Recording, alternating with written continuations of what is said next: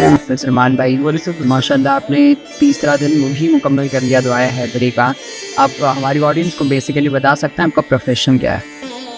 मैं basically engineer हूँ sir माशाल्लाह आप इदारे के साथ काफ़ी टाइम से जुड़े हुए हैं, मतलब क्या जैसे खानकाह तालीम दा होती है, तो आपने यहाँ से क्या क्या तालीमात हासिल की अब तक? मैंने इस साल हजरत की निगरानी में उर्फ़ ताजी का अमल सबने पहले पढ़ा। हमारी खानकाह में बेसिक मतलब जो शुरुआत होती है इब्तिदा की जाती है दीन की राय तरीक़त की, वो उर्फ़ ताजी के साथ की जाती है। तो उर्फ़ ताजी के जो है आप हमारे यूट्यूब चैनल पे देख सकते हो कि उर्फ़ ताजी क्यों पढ़ा जाता है तरीक़त में। पहले फिर मैंने पहले उर्फ़ ताजी पढ़ा और फिर उसके बाद अभी 3 दिन का चिल्ला जो था हमारा दुआ हैदरी का, उसको मुकम्मल आज किया अल्हम्दुलिल्लाह। माशाल्लाह जैसे हम आवाम से सुनते रहते हैं कि एक डर भी होता है लोगों के अंदर कि अमल करके कुछ हो जाएगा, कुछ नुकसानात कुछ फ़वाइद। तो फ़वाइद और नुकसानात तो दूर की बात है, बट पहले मैं ये जानना चाहूँगा इंजीनियर को क्या ज़रूरत आन पड़ी कि वो अमल करे?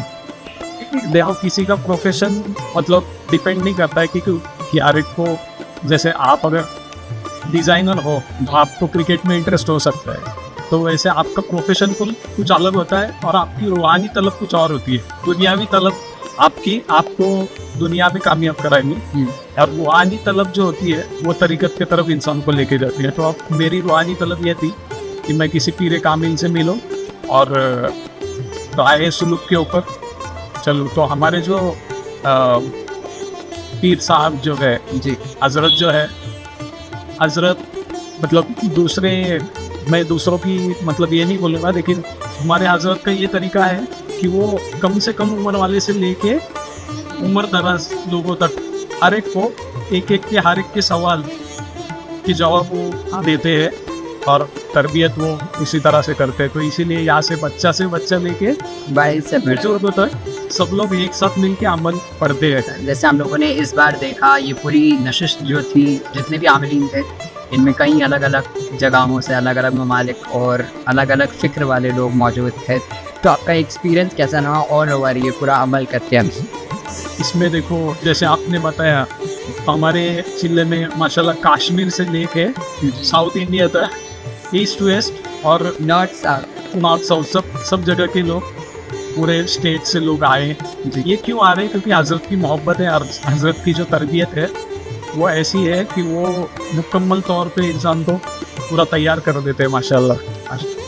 ये जो ऑडियंस देख रही है हमें, इन लोगों में जो भी लोग अमल करने से डरते हैं या उनके जहन में फ़िक्र है इस चीज़ को करने की, तो क्या कुछ आप इनको सजेस्ट करना चाहेंगे? कोई एक बिल्कुल रूहानी अमल एक कामिल पीर के अंदर में ही करना चाहिए, उनके नज़र के अंदर ही बैठ के करना चाहिए, ज़ेरे नज़र उनके करना चाहिए अमल। तो हमारे जो हजरत है ये माशाल्लाह जब भी अमल होता है तो सामने बैठ के सबके ऊपर नज़र रख के अपने रूहानी आगोश में लेके सबको ये अमल कराते हैं। तो ये बहुत बड़ी बात है, क्योंकि बाकी जगह जो अमल कराए जाते हैं वो ऐसे ही इजाज़त दी जाती है, लेकिन हमारे यहाँ वैसे इजाज़त नहीं दी जाती। हजरत खुद सामने बिठाकर अमल कराते हैं। हमने पिछले 3 दिन देखा है, 3 बार वो थे यहाँ पर मौजूद, वैसे ही आपके बिल्कुल हजरत मतलब जैसे मैंने बताया कि हर एक की तरबियत 1 to 1 करते हैं, तो इसीलिए खतरा जो है वो ना के बराबर। और मेरा खास खुद का एक्सपीरियंस है कि मुझे इसमें ना कोई तकलीफ हुई ना कोई निगेटिव चीज़ें मैंने देखी। ये सब हमारे हजरत का जो रूहानी तसर्रुफ है उसी का कमाल। बहुत बहुत शुक्रिया, बहुत बहुत शुक्रिया।